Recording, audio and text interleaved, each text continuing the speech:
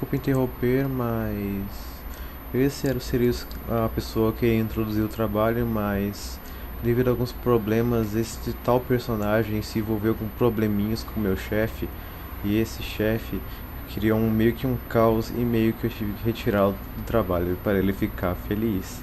Enfim, tirando enrolações, vamos começar com o vídeo. A Guerra da Cisplatina ocorreu de 1825 a 1828 entre o Brasil e Argentina, pela posse da província de Cisplatina, atual Uruguai. Localizada numa área estratégica, a região sempre foi disputada pela coroa portuguesa e espanhola. Portugal foi o fundador da colônia de Sacramento, primeiro nome dado a Cisplatina em 1680, mas o território passou a pertencer à espanhola em 1777, sendo então colonizada nos moldes espanhóis. Na época em que a coroa portuguesa se transferiu para o Brasil, Dom João VI incorporou novamente a região, e em 1816, por razões políticas e econômicas, ele enviou tropas a Montevideo, ocupando o território e nomeando-o como província da Cisplatina. Localizada na entrada do estuário do Rio da Prata, a província oriental era uma área estratégica, já que quem a controlava tinha grande domínio sobre a navegação em todo o rio, acesso aos rios Paraná e Paraguai e vias de transporte da prata andina. Alimentando pretensões de recuperar o território da província oriental ou Cisplatina, as Províncias Unidas do Rio da Prata ajudaram os patriotas orientais uruguaios, liderados por Juan Antônio Lavalleja, a que se levantassem contra a dominação brasileira na região.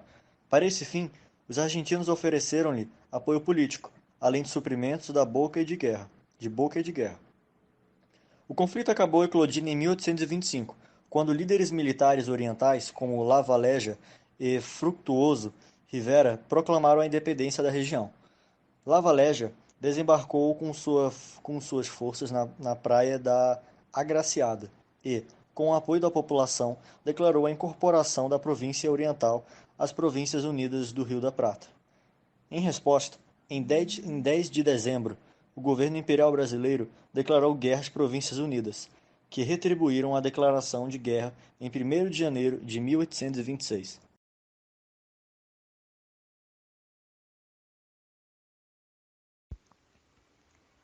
Para apoiar as forças de Juan Antônio Lavalleja, um exército argentino atravessou o Rio da Prata, estabelecendo acampamento em Durazno, iniciando uma invasão do território brasileiro pelo general Carlos Maria del Villar.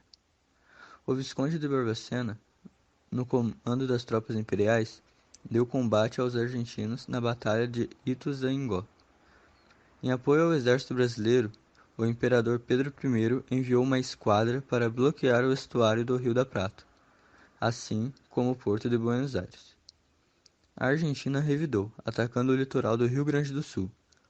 Contudo, a pressão da Marinha do Brasil conseguiu, com o tempo, estrangular o comércio argentino. O Império Brasileiro iniciou a ofensiva terrestre a partir do final de 1826, por meio da concentração de tropas no sul do país. Essas tropas eram formadas em sua maioria por voluntários e por algumas unidades de mercenários europeus. As tropas brasileiras, preparadas para batalhas convencionais, foram incapazes de fazer frente às tropas gaúchas, que utilizavam táticas que atualmente seriam consideradas de guerrilha. O exército brasileiro manteve sua presença nas cidades e vilas da Cisplatina, mas não encontrava maneiras de desferir um golpe certeiro no inimigo, que preferia atuar de maneira inconsistente na região rural. No campo estratégico e político, Pedro viu a oposição dos liberais federalistas ao conflito, que manipulava a opinião pública, culpando o monarca pela guerra. Para os federalistas, que defendiam os interesses dos fazendeiros e escravocratas e dominavam a Assembleia, a guerra não lhes importava, pois a Cisplatina possuía uma terra imprópria para o cultivo de café e cana-de-açúcar.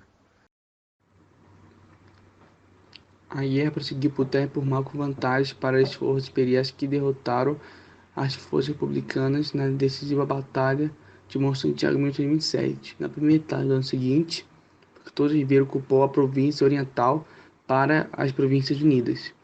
O território dos sete paus das Missões, que havia passado ao Império Português de 1801, devido ao Tratado de Badajoz de 1801. Dado o impasse em terra, Montevideo e Colônia do Sacramento, as duas maiores cidades do Uruguai, permaneceram sob controle do Brasil durante todo o conflito. O bloqueio naval brasileiro, que impunha consequências econômicas severas às Províncias Unidas, e os altos custos para os beligerantes da continuação da guerra, a pressão britânica para que o acordo fosse firmado, além da precariedade militar dos países em conflito. A paz começou a ser negociada com mediação da Grã-Bretanha. O Tratado de Paz entre o Brasil e as Províncias Unidas veio logo após, em 28 de agosto de 1828, ao preço da perda da província de Cisplatina, que se tornou Uruguai, mais de 30 milhões de dólares em gastos e 8 mil brasileiros mortos. Dom Pedro I teve sua imagem abalada profundamente pelo temido do conflito que custou vidas e recursos desnecessariamente e foi culpado pelo desmembramento do território.